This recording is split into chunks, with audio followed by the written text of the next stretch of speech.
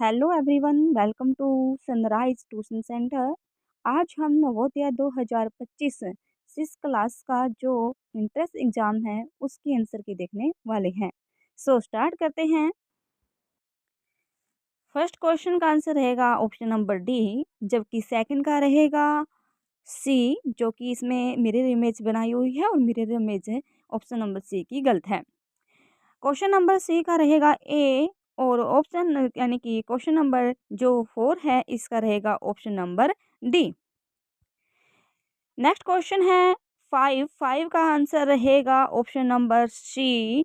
6 question का रहेगा B, 7 का रहेगा बी, और 8 का रहने वाला है आपका option number C. 9th number question का जो इसमें आपको इमेज दी हुई है और ये फिलअप करनी है। इसमें कितनी रो, देखो इसके अंदर 4 लाइन है और एक बीच में पॉइंट ब्लैक बना हुआ है, तो 4 लाइन ऑप्शन नंबर बी में है। क्वेश्चन नंबर 10 का आंसर रहेगा ऑप्शन नंबर सी। 11 का रहेगा ऑप्शन नंबर डी।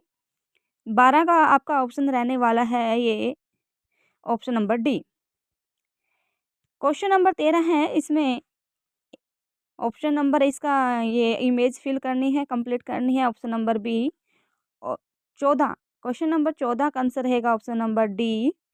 15 का रहने वाला है ये आपका ना ऑप्शन नंबर सी।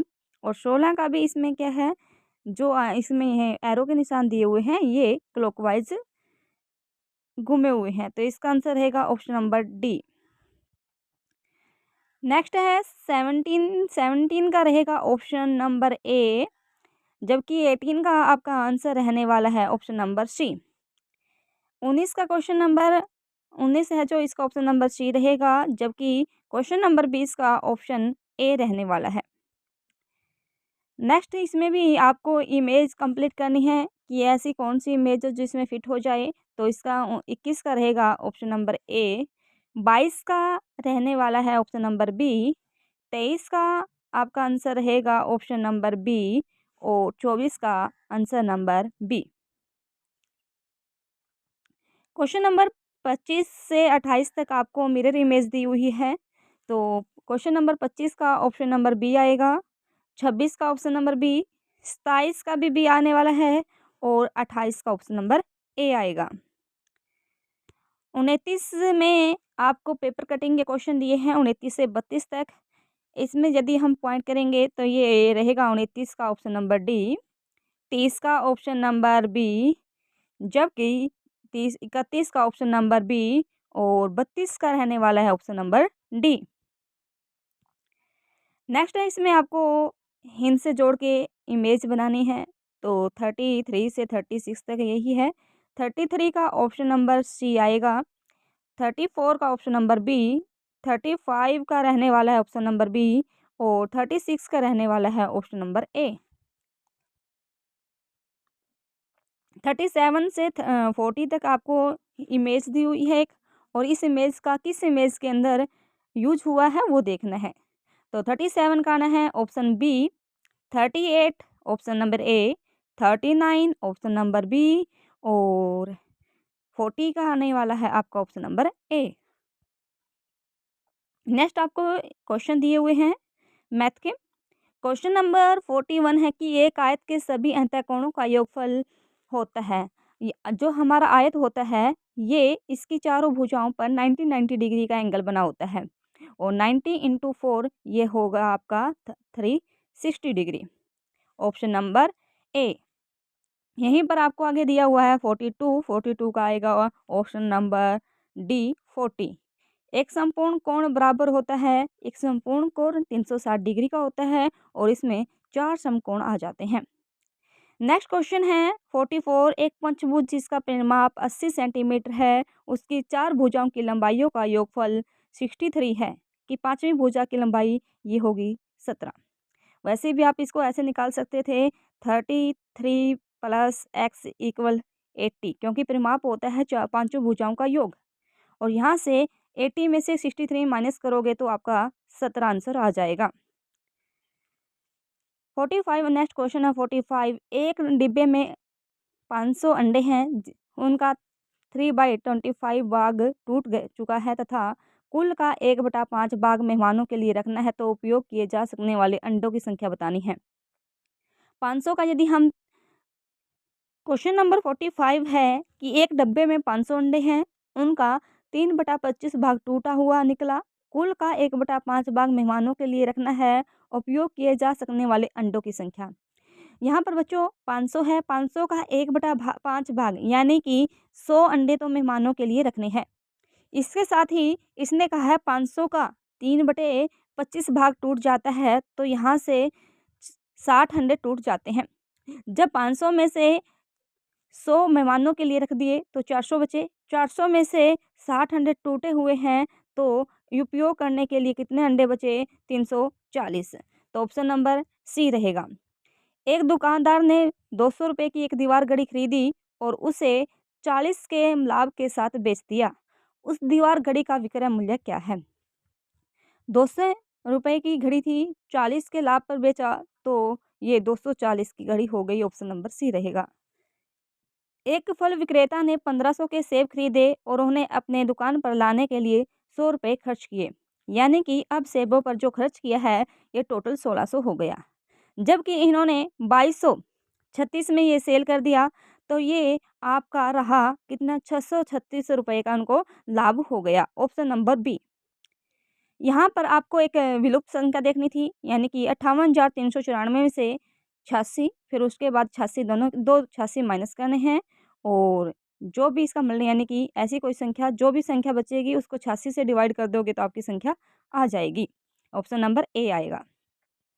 49 है, एक रेलगाड़ी दिल्ली से जयपुर के लिए प्रातः 10:45 पर चलती है और यह जयपुर शायद 3:30 पहुँच जाती है। यात्रा का समय यानी कि ये 10:45 से चली, 10:45 से चली, 1 घंटा 11:45, 2 घंटा 12:45, 3 घंटा 1:45 और 4 घंटा 2:45। उसके बाद ये पहुँची है 3:30।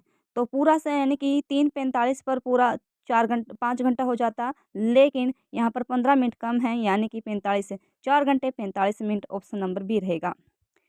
नेक्स्ट क्वेश्चन है, आपको दशमलव रूप दिखाना था, यानी कि नीचे 3 जीरो है तो ये 0 पॉइंट। नेक्स्ट क्वेश्चन है 0.238 को भिन्न के रूप में लिखना है, तो पॉइंट के लिए हटा देंगे और पॉइंट के बाद 3 नंबर है तो 3 जीरो लगाएंगे। तो ये काटेंगे 1 2 1 1 और 9, 119/500, यानी कि ऑप्शन नंबर ए यहाँ पर ठीक हो जाएगा। नेक्स्ट है 100 सेंटीमीटर को वर्ग सेंटीमीटर में यहाँ पर बदलना है, तो इसका आंसर आएगा option number B 0.01 metre square. यहाँ पर आपको सॉल्व करना था 3/2, और जब डिवाइड का साइन है तो हम संख्या को पलट देते हैं, प्लस इंटू 2 प्लस 3/2 ये है। तो यहाँ से 2 से 2 और 3 से 3 कैंसिल आउट हो जाएगा और बचेगा 2 प्लस 3/2। एलसीएम दिया 2 आएगा और 4 प्लस 3 यानी कि 7/2 आपका आंसर आने वाला है। ऑप्शन नंबर सी।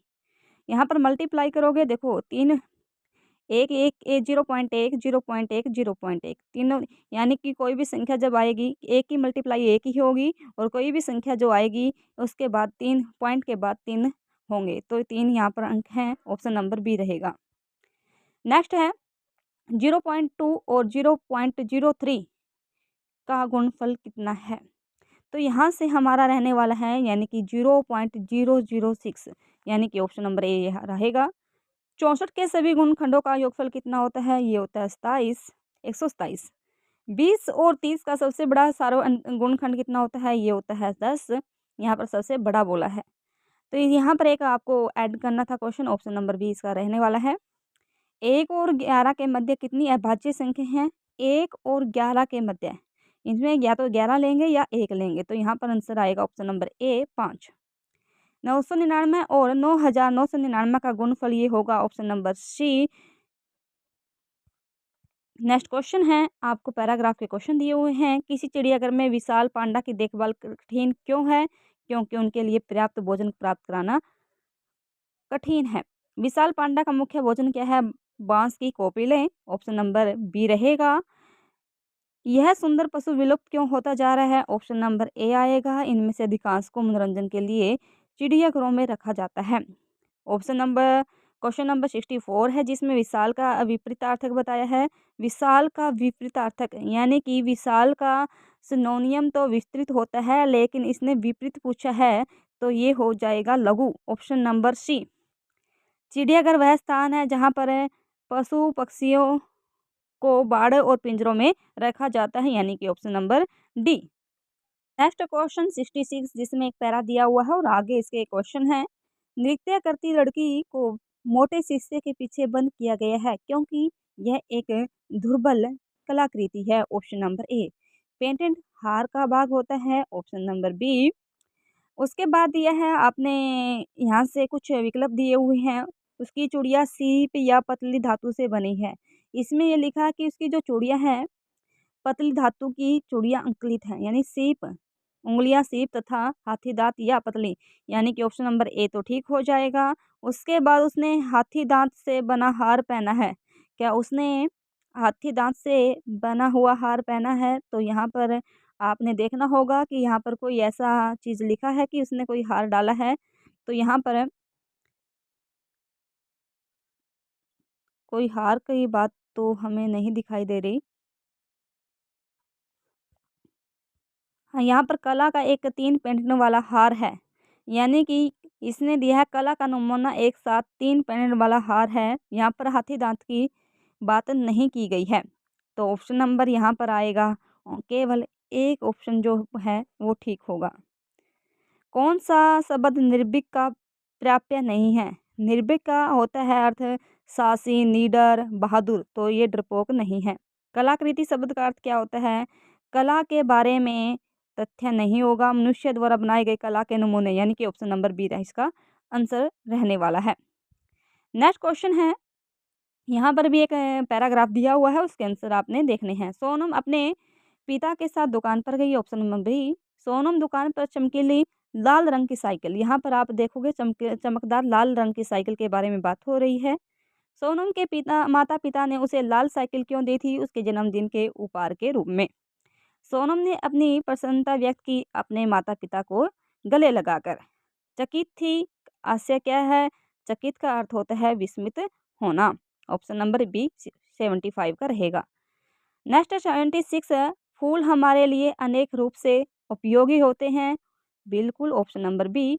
फूल अनेक रंगों और आकृतियों में हमें मिलते हैं। ऑप्शन नंबर सी रहेगा। बिल्कुल 78 है फूलों के व्यवहारिक उपयोग चाय, इत्र और सौंदर्य प्रसाधन बनाना। ऑप्शन नंबर ए। 79 है फूलों का उपयोग दवाई बनाने में। कुछ फूलों का उपयोग हम दवाई बनाने में करते हैं, तो यहाँ पर देखो ये कुछ फूलों का उपयोग दवाई के रूप में होता है।